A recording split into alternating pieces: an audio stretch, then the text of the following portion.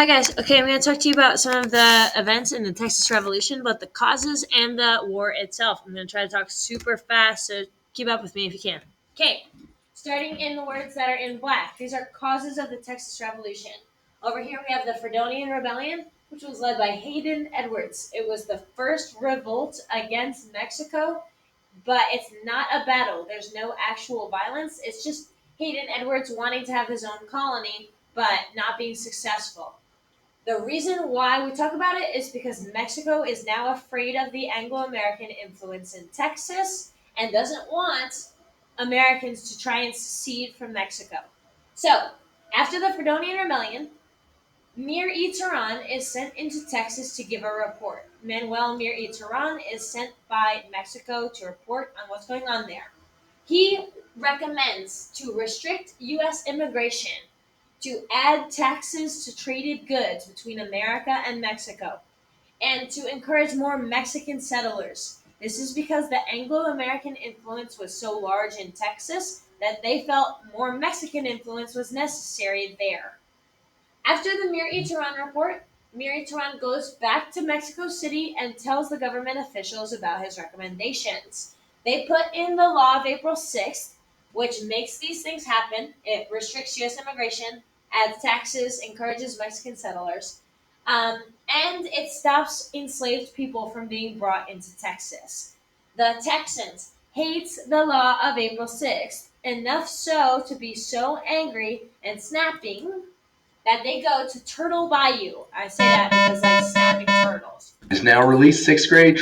Okay, sorry. So at Turtle Bayou, the Texans meet and they write the Turtle Bayou resolutions, in which they say they're really mad and they're annoyed, but they will be loyal to Santa Anna and they will be loyal to the Mexican Constitution of 1824 as long as they have federalism like they were promised when they immigrated into Texas.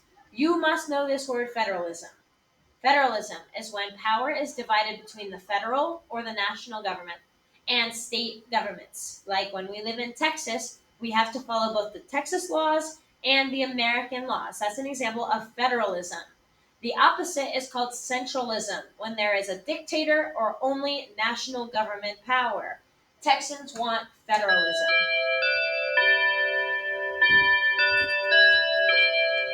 Okay, in response, Stephen F. Austin goes to Santa Ana after Turtle Bayou to talk about his recommendations.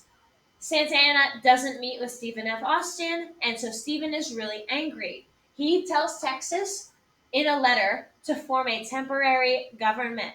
This is considered treason. When the Mexican officials found out that Stephen F. Austin recommended this, he was arrested for 2 years, which is the final straw for Texans. Texans say because of all this, especially the law of April 6th and the arrest of Stephen F. Austin, we are going to go to war against Santa Anna and Mexico. Okay, causes. Now we're moving into the actual revolution itself. First battle. First battle is the Battle of Gonzales. That is with the come and take it flag and the cannon. The Texans bury this cannon that belonged to Mexico in a peach orchard. So when Mexico tries to come take it back, they hide it and act like they don't know where it is. When Mexico comes back to Gonzales with more troops, the Texans take out this cannon, parade it around town with the come and take it flag, and it ends in a small battle in which Texas loses 0 lives, Mexico loses 1 life, so Texas wins. First battle is the Battle of Gonzales, in which Texas wins. Whew, the next two battles, Texas won't be so lucky.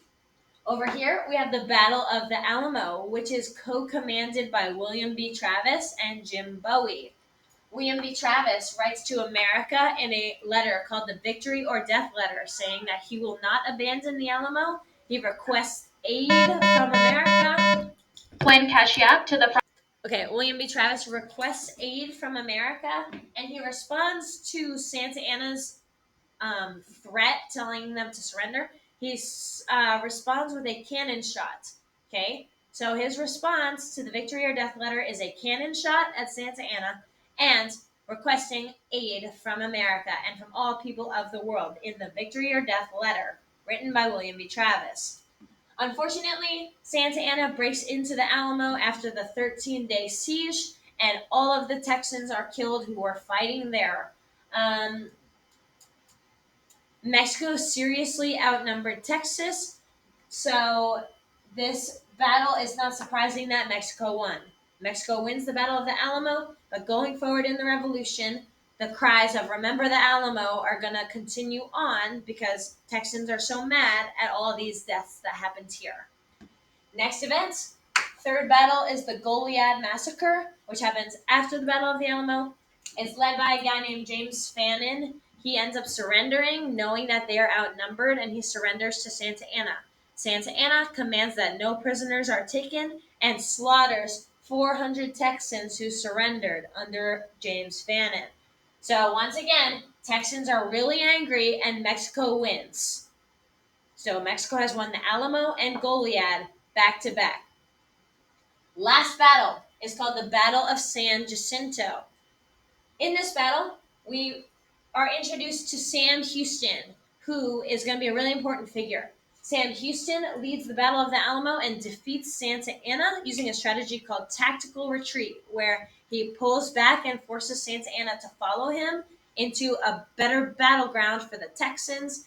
And in 18 minutes, the Texans defeat Mexico, ending the war because they capture Santa Anna. So, Texas wins. This is the last battle of the Texas Revolution. Texas wins during the Battle of San Jacinto. In 1836, Texas gains their independence. 1836, important year. They write the treaties of Velasco, which are a private and a public treaty. Publicly, the Texans and the Mexicans agree to stop fighting, and Mexico will withdraw their troops from Texas. Privately, the border of Texas will be the Rio Grande, which is where it is now. Let me try to really poorly draw Texas. Okay? Where Texas is down here, this is the Rio Grande. It is set as the border. And also, Santa Anna is freed back to Mexico and pardoned of his war crimes. He gets to live, which is a really controversial topic for the Texans. That's why it was private. Okay? So this is the sequence of events leading up to the Texas Revolution. We have the Fredonian Rebellion, Mir E. Turan Report, Law of April 6th, Turtle Bayou Resolutions, the arrest of Stephen F. Austin, Battle of Gonzales, Battle of the Alamo, Goliad Massacre, Battle of San Jacinto, and the treaties of Velasco in 1836. Thanks, y'all. Good luck on your test.